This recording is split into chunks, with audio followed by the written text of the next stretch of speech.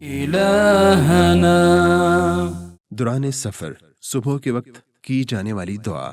حضرت ابو ہریرہ رضی اللہ عنہ سے روایت ہے کہ رسول اللہ صلی اللہ علیہ وآلہ وسلم جب کسی سفر میں ہوتے اور سحر کے وقت اٹھتے تو فرماتے: سمع سامع بحمد الله وحسن بلائه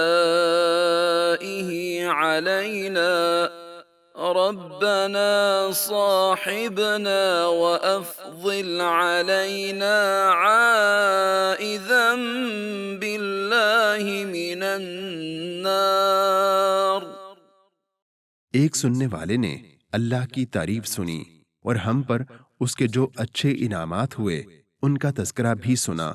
اے ہمارے رب، ہمارا ساتھی بن جا اور ہم پر مہربانی فرما۔ ہم یہ دعا کرتے ہیں اللہ کی پناہ میں آتے ہوئے آگ کے عذاب سے۔ فاهدنا سبل السلام۔